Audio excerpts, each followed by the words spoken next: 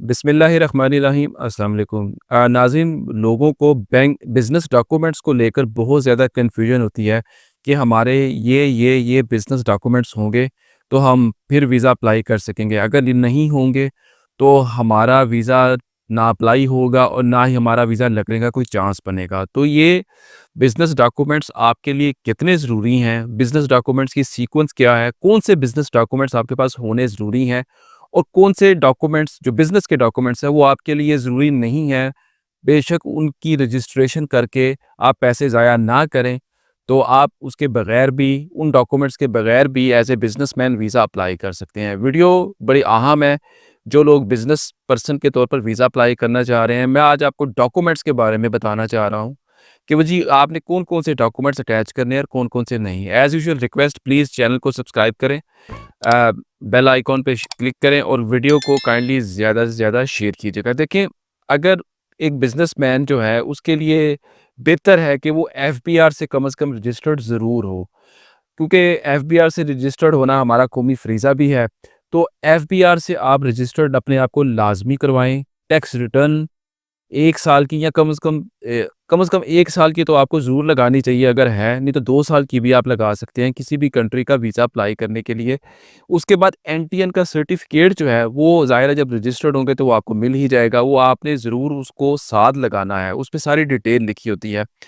अब कुछ लोग चैम्बर ऑफ कॉमर्स की मेंबरशिप को लेकर बड़ा जी कॉन्शियस होते हैं जी, चैम्बर ऑफ कॉमर्स की मेंबरशिप आ जाएगी जी तो हमारी प्रोफाइल को सुरखाबी के पर लग जाएँगे। नहीं जी, ऐसा नहीं है।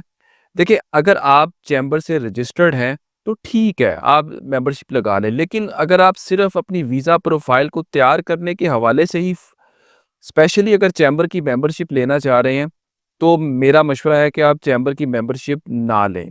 ये डॉक्यूमेंट जो हैं चैम्बर के या दूसरे जो मैं आपको आगे बताने जा रहा हूँ, आप वक़्त के साथ-साथ जब आपका बिज़नेस फ्लो हो ग ग्रो होगा, फ्लरिश होगा, तो आप वक़्त के साथ-साथ इस तरह की मेंबरशिप लेते रहिएगा।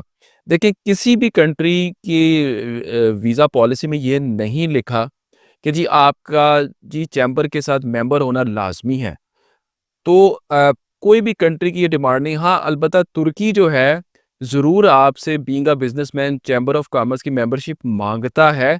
आई मीन माँगने से मुराद ये है कि उनके लॉ में या उनकी पॉलिसी गाइडेंस में ऐसा नहीं लिखा कि must provide chamber of commerce की मेंबरशिप। लेकिन टर्की की बीइंग अ बिज़नेसमैन बहुत ज़्यादा रिफ्यूज़ल्स आई हैं और हम देख रहे हैं कि जी जिन्होंने चैम्बर ऑफ कॉमर्स की मेंबरशिप नहीं लगाई, उनको रिफ्यूज़ कर देते हैं। ये टर्की मेरी समझ से इस लिहाज़ से बाहिर है और कुछ लोगों को उन्होंने वीज़ा चैम्बर की मेंबरशिप के बगैर दिया भी है। तो टर्की के हवाले से थोड़ा-सा आप ध्यान रखिएगा।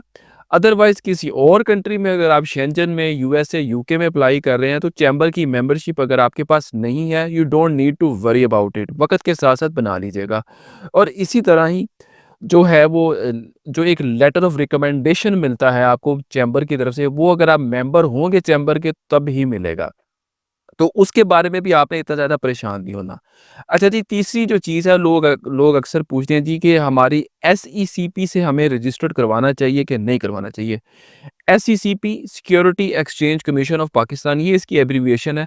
देखें, एसईसीपी से उनको रजिस्ट्रेशन करवानी चाहिए जो जो एलएलसी बनाते हैं, यानी कि लिमिटेड लायबिलिटी कंपनी।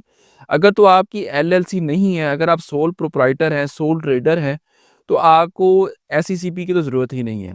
जो एलएलसी वाले जो हैं, जिनकी बड़े थोड़ा-सा बड़े लेवल पे बिज़नेस करते हैं या जिन्होंने कोई कंपनी रजिस्टर्ड करवाई हुई है, लिमिटेड लायबिलिटी कंपनी, वो अगर करवाना चाहें तो आप करवा सकते हैं। ये भी आपके लिए मैंडेटरी नहीं है।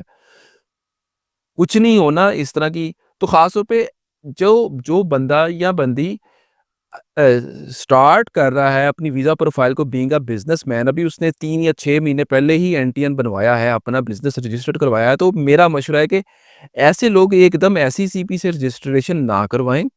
पहले अपने बिज़नेस को फ्लोरिश करें, अपने बिज़नेस पर फ़ोकस करें और चैम्बर की मेंबरशिप भी आप वक़्त के साथ-साथ लें। जो चीज़ बिज़नेसमैन की जो मेन चीज़ जो काउंट होती है, वो वीज़ा ऑफ़िसर जो देखता है, वो मैं आपको दोबारा बताता हूँ, ज़रा गौर से सुन लें। आपका बिज़नेस अच्छा चलना चाहिए, यानी कि अगर अच्छा नहीं चल रहा तो एक रीज़नेबल चलना चाहिए। आपकी बैंक स्टेटमेंट जो है वो बैकबोन है, वो आपकी अच्छी होनी चाहिए, उसमें ट्रांज़ैक्शंस का फ़्लो अच्छा होना चाहिए। टैक्स रिटर्न आप लगाएँ और वेल्थ वो ठीक होनी चाहिए अगर है। और वेल्थ स्टेटमेंट आप साथ लाज़मी लगाएँ कि उसमें आपने अपने असासा-जात डिक्लेयर किए होते हैं।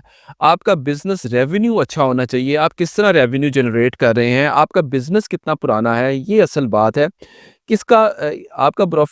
आपका बिज़नेस किस तरह का प्रॉफ़िट जो है वो जनरेट कर रहा है और इन चीज़ों को एक्सप्लेन करना, ये चीज़ें जो है वीज़ा ऑफ़िसर देखता है, ना कि वीज़ा ऑफ़िसर का इस चीज़ पर इतना ज़्यादा फ़ोकस नहीं होता कि आपकी एसईसीपी से रजिस्ट्रेशन है, चैम्बर से रजिस्ट्रेशन है, उनको भी पता होता है 5, 10, 15 हज़ार रुपया दे के जो है, इस तरह की रजिस्ट्रेशंस खरीदी जा सकती हैं, बनाई जा सकती हैं और ये अलाउ होती हैं। आपकी असल चीज़ है आपकी बैंक स्टेटमेंट पर ज़्यादा फ़ोकस करें। टैक्स रिटर्न ठीक है अगर आपका निल भी जा रहा है, इट्स ओके। ये कोई इतनी बड़ी प्रॉब्लम नहीं है, लेकिन आप अगर एफबीआर से रजिस्टर्ड आप अगर हैं तो ये बहुत अच्छी बात है। अगर आपका बिज़नेस ही अच्छा नहीं चल रहा, मैं मिसाल दे रहा हूँ, तो आप प्रॉफ़िट भी नहीं इतना ज़्यादा बना रहे, रेवेन्यू भी जनरेट नहीं हो रहा, तो चैम्बर की मेंबरशिप का आपको कोई खातिर ख्वाह कोई फ़ायदा नहीं होना, तो वो अपने पैसे बचाएँ और इसी तरह एसईसीपी से भी कोई फ़ायदा नहीं होना। ना ही अगर आपका बिज़नेस जो है कोई एक्सपेंस कर रहा है, तो इस तरह के फ़िज़ूल खर्चों से आपने बचना है।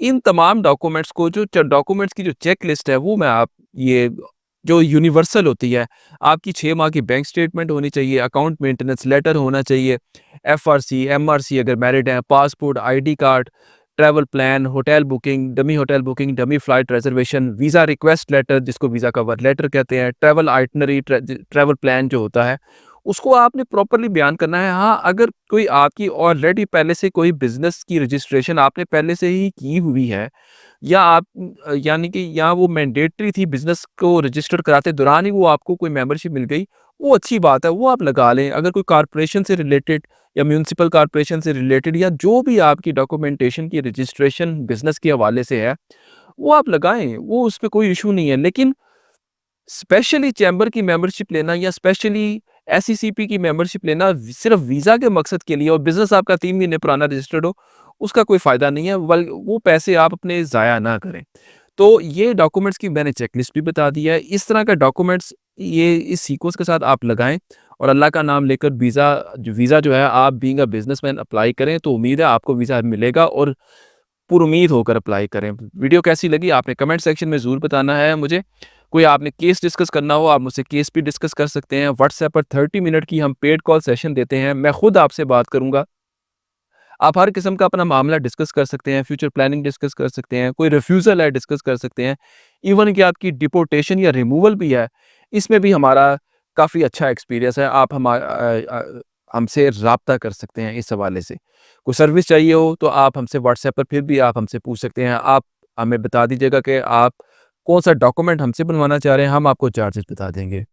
वीडियो को काइंडली ज़्यादा से ज़्यादा शेयर कीजिएगा। अब तक के लिए इतना ही, बहुत शुक्रिया। अल्लाह हाफ़िज़।